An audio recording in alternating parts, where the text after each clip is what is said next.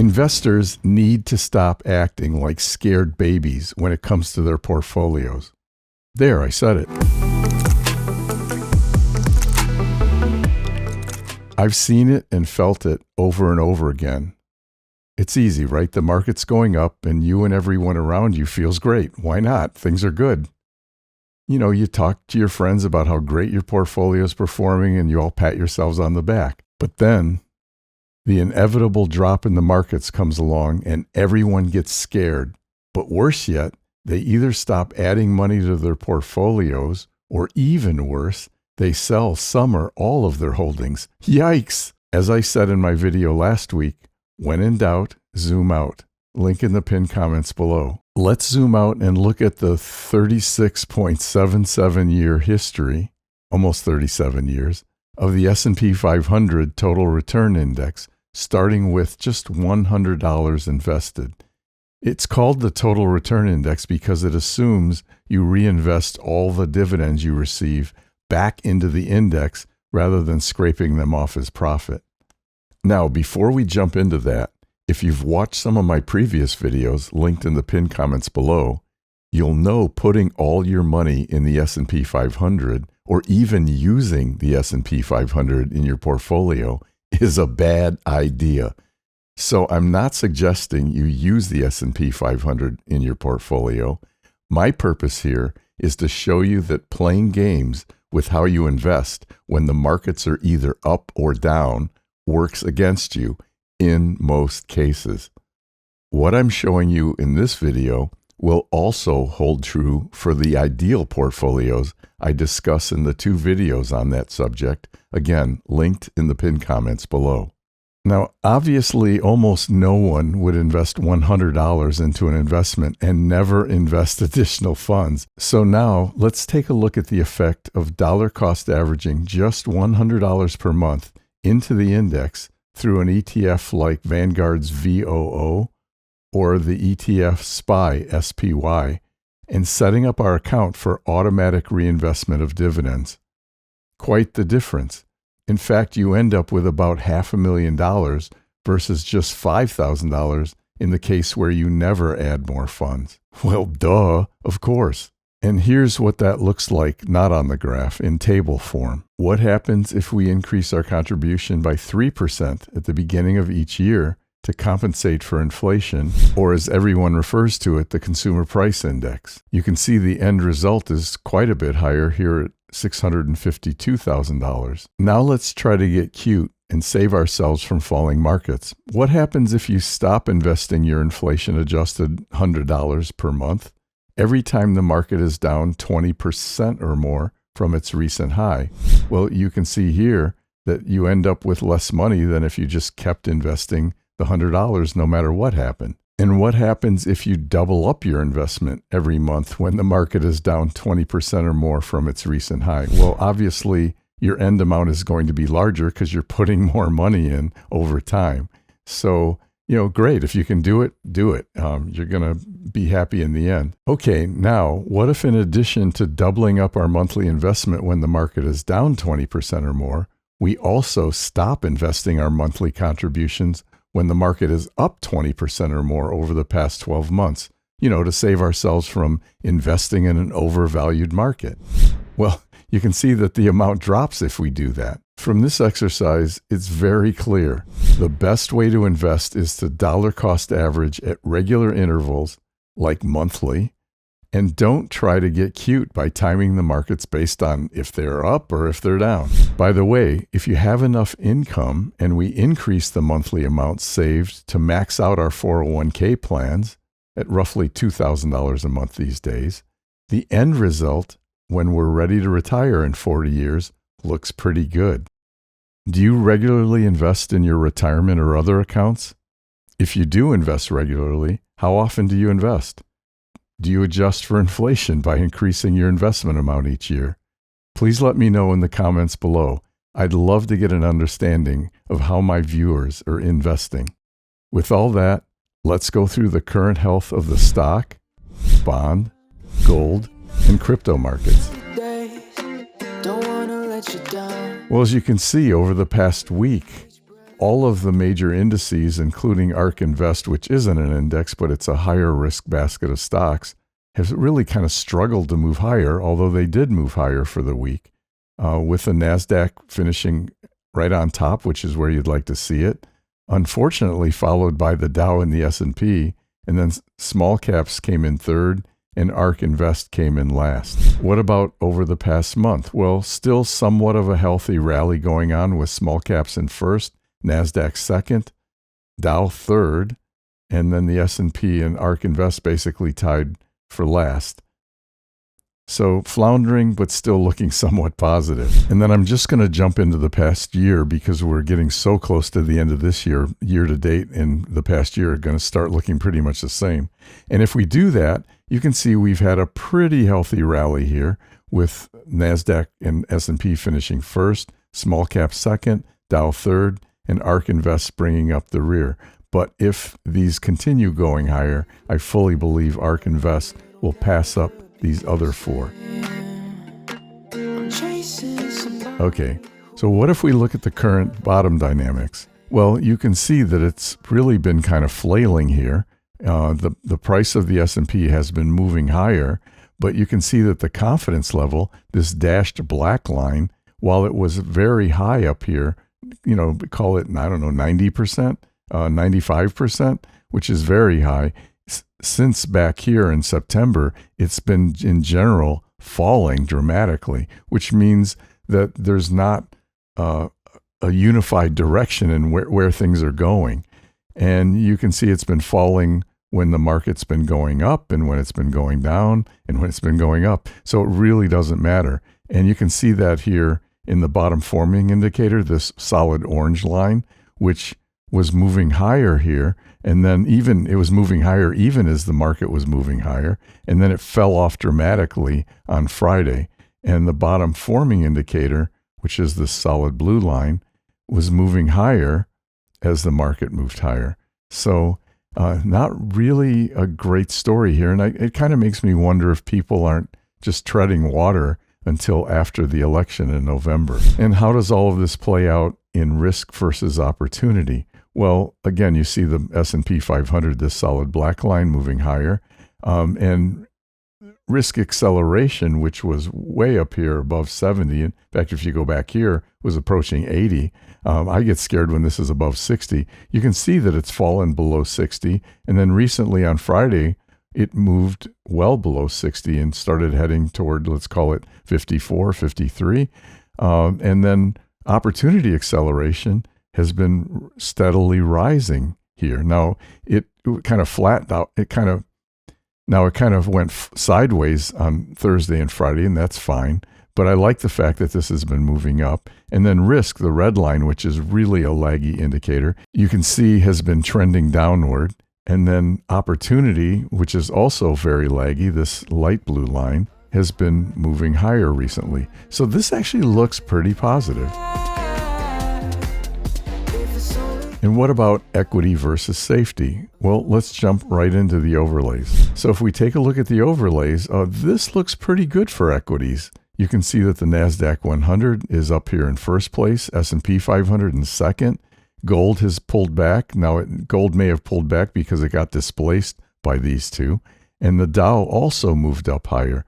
What I kind of don't like is that IWM has pulled back from fourth place to eighth. Now, why is that?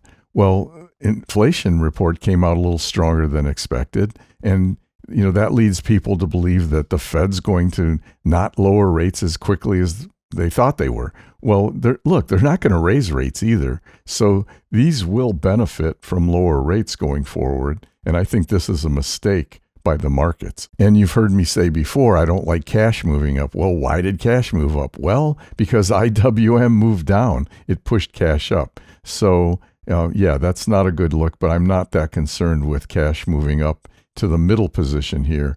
I understand why IWM fell off. And what if we look at safe haven assets? Well, gold pulled back or was displaced by the NASDAQ and the SPY.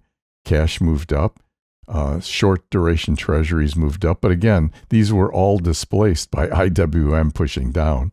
And then you can see that long bonds, 20-year bonds, and extra long duration bonds we're both down here in the 9th and 10th positions. And we'll talk about the Treasury market when we get into buying and selling pressure. Well, here we are with buying and selling pressure for equities, not Treasuries, but let's talk about this. You can see that all of the indices have been moving higher, with the exception of small caps, which have been moving lower since, let's call it, mid to late September. And we did have somewhat of a divergence here. You can see the Dow was moving higher, but the buying pressure, the solid gray line, was moving lower. Now that reversed this last week, and you can see that the buying pressure is moving higher as the price moves higher. So I'm really glad to see that. And this is what I was just talking about. These are not up to date as of this past Friday, but you can see the divergences here in all of these except small caps. And what about ARK Innovation? Well, ARK Innovation, you can see overall over this 2-month period has been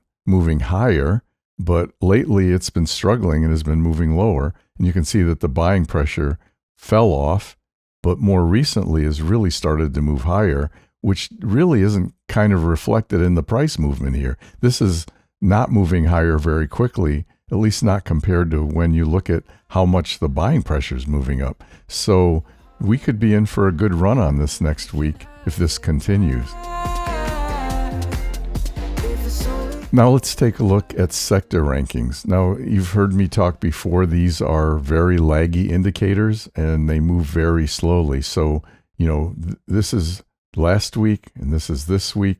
And these are really giving us a picture probably of where things were as many as 2 to 4 weeks ago. But let's take a look at sector rank acceleration because these move more quickly. Certainly the change in these from week to week gives you a chance of where things might be going rather than where they are or where they've been.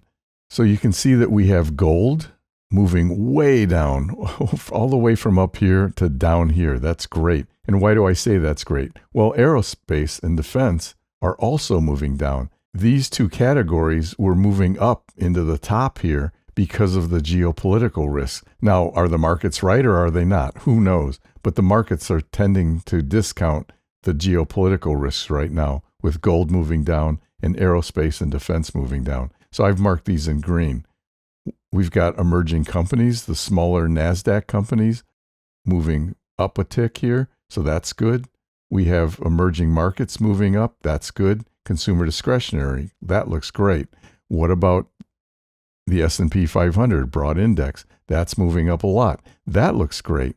We've got XLK, which is a technology ETF, moving up slightly. That looks good. And I mark consumer staples in brown, and I mark the Dow Industrials in brown because they're both equities, but they're both safer equities. So when they move up, yeah, it's good, but it's bad. And when they move down, it's good, but it's bad. So I always put those in here in brown. Now, what doesn't look so good? Well, you can see what I was saying about the markets really being kind of schizophrenic here and not really being comfortable. So there's a fair amount that doesn't look good here. We've got the NASDAQ 100 moving down. We've got the semiconductor ETF moving down. We've got Bitcoin moving down, which I view as a risk asset. And we have cash moving up. Now, for cash to move up, it has to get displaced by some things moving down. So that's what's really happening here. But I don't like it.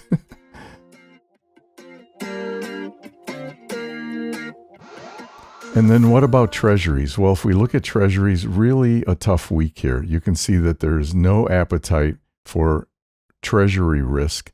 In fact, the longest duration Treasuries are at the bottom, 20-year here, long to what I call long to intermediate, 7 to 10-year Treasuries here, intermediate Treasuries kind of flat, and then short duration Treasuries are the only ones that are up for the week. So this is not a healthy risk appetite. And what if we look back over the past month? This is terrible. This is not good. The Treasury markets are acting as if the Fed is going to continue raising rates, not lowering them. And I sort of wonder if investors or institutions are selling Treasuries so they can have cash on hand to buy equities at some point. That could be the case, but nobody knows. And then if we look back over the past year, this is actually fairly healthy. We have the longest duration Treasuries up the most, 20-year up second most, 7 to 10, intermediates down here, and short duration down here. So this is overall a healthy Treasury risk appetite when you look back over the past year. Remember, when in doubt, zoom out. And how does all of this show up in the buying and selling pressure? Well, you can see that we had a very nice run in short duration Treasuries. They pulled back and started moving higher. You can see that intermediates have pulled back and barely started moving higher. And then 7 to 10 years again pulled back, not moving higher. And 20-year bonds heading down. There's no upward movement here at all.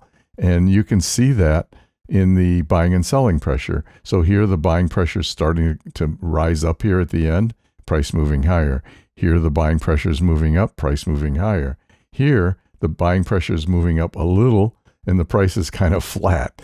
And then here with TLT, the selling pressure is up here. The buying pressure is kind of going nowhere down here, and the price is moving down. And what about the yield curve, which is not inverted? In fact, last week, I think it was about 4 basis points not inverted. Now it's 14 basis points not inverted. Well, why is that? Well, it's because longer duration Treasuries, the yields have been moving higher. You can see that last month, the yield on the 20-year was at 4.05%.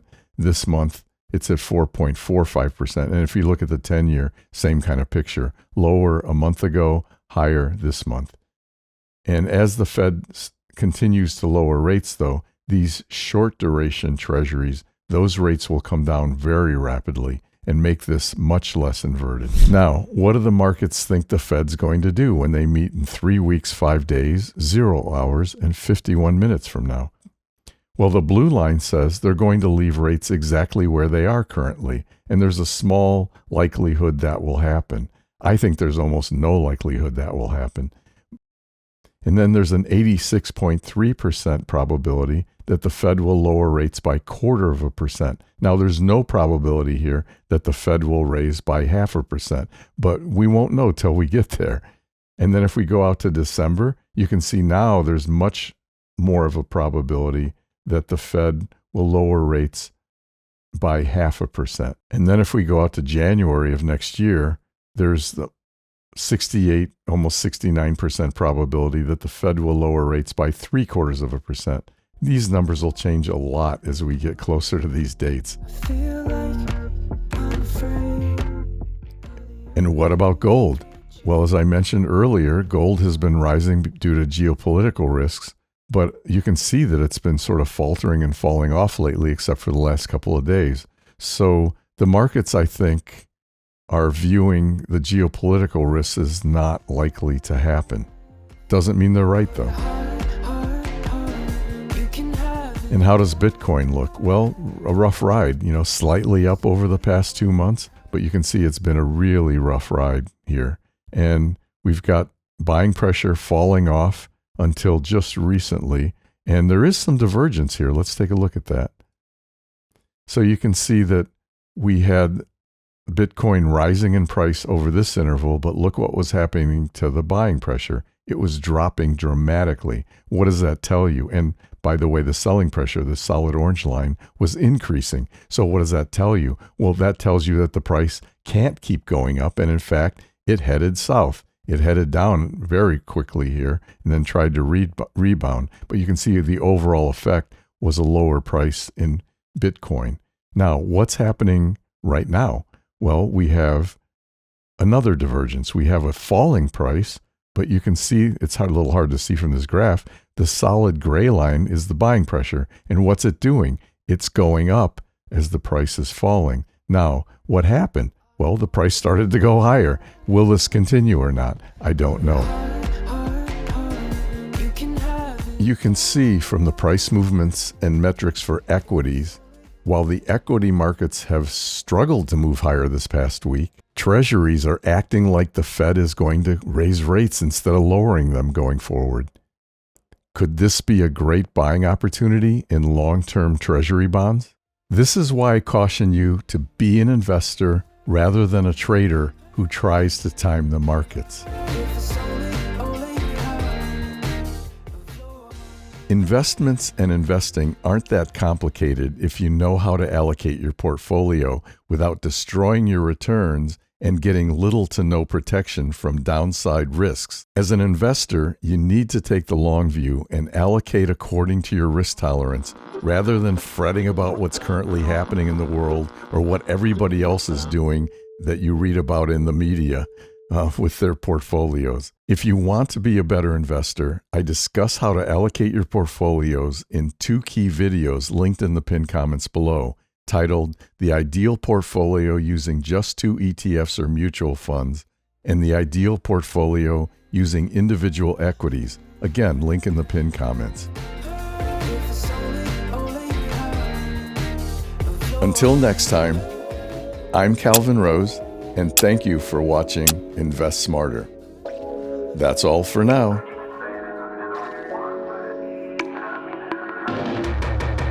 Stay up all night, gotta work now. Make up my mind and it turns around. Say that I'm fine till I burn out. Thinking this money sounded so nice. Ambush here in the strobe lights. Pay anything for the high price. This life feels like the sunny water.